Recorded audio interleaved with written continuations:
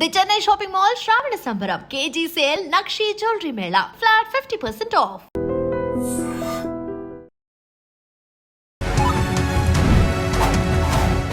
Hi hello నమస్తే, welcome to iDream Media legal talk. నేను మీ శ్రావ్య. సృష్టి చెస్ట్ ట్యూబ్ సెంటర్లో రీసెంట్గా ఒక దారుణం జరిగింది. దాని గురించి పూర్తి డీటెయిల్స్ ఇవ్వడానికి మనతో ఉన్నారు నాగేశ్వర పూజారి గారు, అడ్వకేట్. నమస్తే సార్.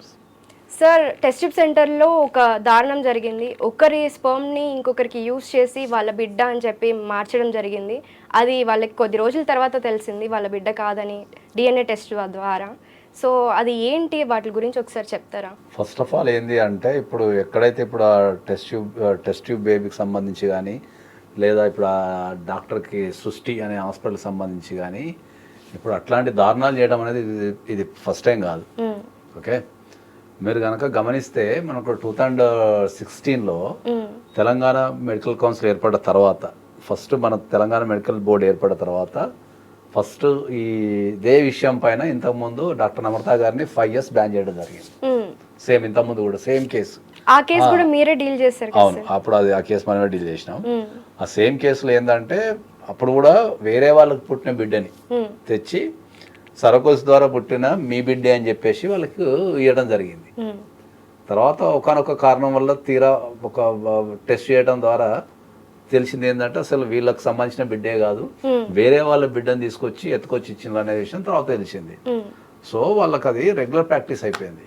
సరోగసి ద్వారా పిల్లల్ని చేస్తామని చెప్పేసి వీళ్ళు పైసలు తీసేసుకొని వాళ్ళు దాన్ని ఏం చేస్తున్నారు అంటే, వేరే వాళ్ళకి పుట్టిన పిల్లల్ని తీసుకొచ్చి వీళ్ళకి ఇచ్చేస్తున్నారు. ఫస్ట్ మన దగ్గర వచ్చిన ప్రాబ్లం ఏంటి అంటే, మనకు సరోగసి అనే విధానంలో ప్రపంచవ్యాప్తంగా చూసుకుంటే సరోగసి అనే విధానము భారతదేశంలో చీప్, చాలా ఇతర కంట్రీస్తో పోలిస్తే చాలా చీప్. అది ఎందుకని సార్ అలాగా? అంటే మెడికల్ ఎక్స్పెన్సెస్ అనేవి ఇక్కడ చాలా తక్కువ, ఇతర దేశాలతో పోలిస్తే ఏంటంటే మన దగ్గర చాలా తక్కువ, సక్సెస్ రేట్ ఎక్కువ మన దగ్గర. ప్లస్ సరోగసి మదర్స్ ఇక్కడ బాగా దొరుకుతారు ఇండియాలో. ఓకే, ఫారిన్ కంట్రీస్ దొరకరు, రిస్క్ తీసుకోరు చాలా. సో మనకు ఒక 5 years క్రితం వరకు సరోగసి చట్టం లేదు ఇండియాలో, 5 years వరకు లేదు. సో అప్పుడు ఈ బిజినెస్ చాలా భూమిలో ఉంటుండే, సరోగసి అనేది చాలా భూమిలో ఉంటుండే బిజినెస్. ఫారిన్ కంట్రీస్ నుంచి చాలా మంది వచ్చేసి ఇక్కడ లక్షలు పెట్టి వాళ్ళు సరోగసి చేసుకుని వెళ్తుండే. ఓకే, తర్వాత ఈ విధానం ఏదైతే ఒక దేశంలో చట్టం లేకుండా ఒక వ్యవస్థ నడుస్తుందో దాన్ని రెగ్యులరైజ్ చేయడానికి మనకు భారతదేశము సరోగసి యాక్ట్ 2021లో తీసుకొచ్చారు. దాన్ని 2021లో తీసుకొచ్చారు. ఓకే, ఆ యాక్ట్ వచ్చినప్పటి నుంచి భారతదేశంలో ఈ సరోగసి కేసులన్నీ తగ్గిపోయినాయి బాగా రావటం. ఎందుకంటే అది అంతకుముందు పర్మిషన్స్ ఏం లేకుంటుండే, సరోగసికి పర్మిషన్స్ కానీ అవి కానీ లేకుంటుండే. వాళ్ళు డైరెక్ట్ వచ్చేసి ఇక్కడ హాస్పిటల్ని కాంటాక్ట్ అయిపోయి పేమెంట్ చేసేసి సరోగసి చేసుకుంటుండే. ఎప్పుడైతే ఈ సరోగసి యాక్ట్ 2021 మనకు అమల్లోకి వచ్చిందో, అది 2021 యాక్ట్ 2022 నుంచి అమల్లోకి వచ్చింది. అది అంటే యావరేజ్ 3 years అయింది అంతే చట్టం వచ్చి. ఆ చట్టం వచ్చిన కాంచి సరోగసి బిజినెస్ అనేది చాలా తగ్గిపోయింది భారతదేశం. ఎందుకంటే ఆ చట్టం ప్రకారం చాలా పర్మిషన్స్ తీసుకోవాలా, తర్వాత ఆ పర్మిషన్స్ అనేటివి చాలా లెంతీ ఉంటుంది, తర్వాత ప్రతిదీ జాగ్రత్త చూసుకోవాల్సి వస్తుంది. కొన్ని రూల్స్ అంటే రెగ్యులేషన్స్ ఫ్రేమ్ చేశారు, దాన్ని కమర్షియలైజ్ చేయనీకి లేదు.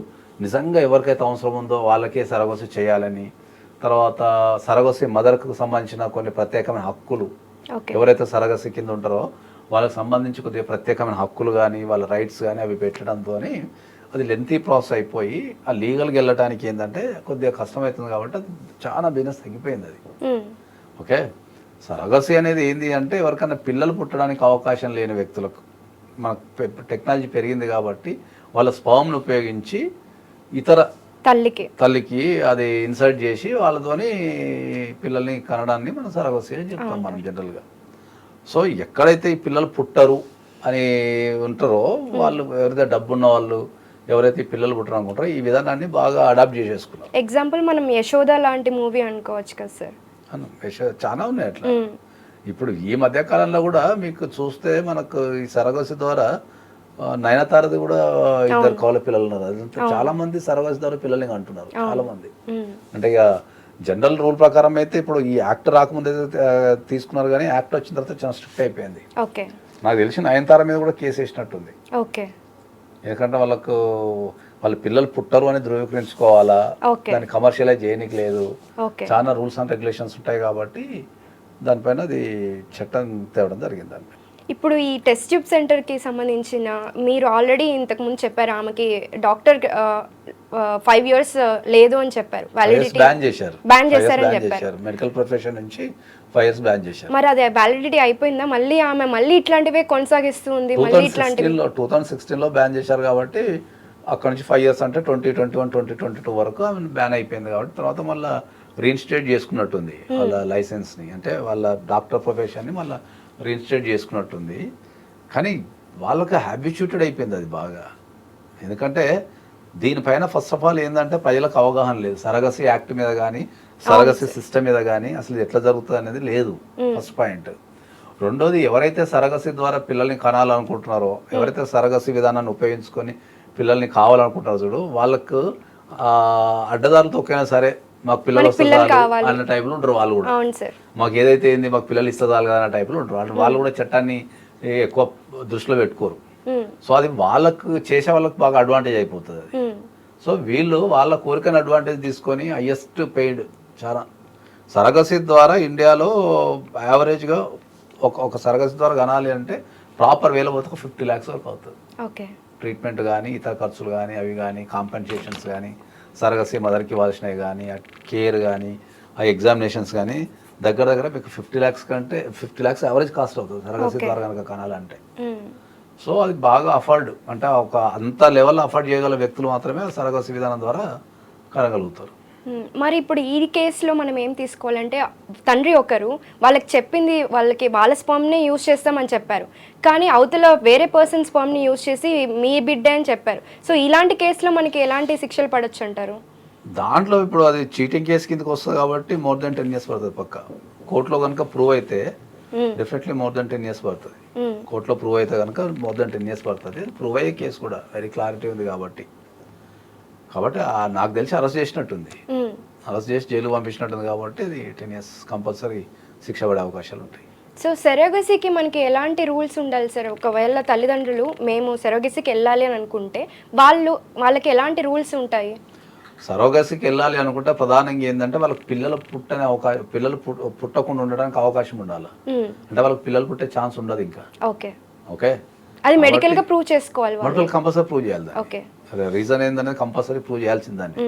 ప్రూవ్ చేసిన తర్వాతనే వాళ్ళు కన్సర్న్ డిపార్ట్మెంట్కి అప్లై చేసుకోవాలి.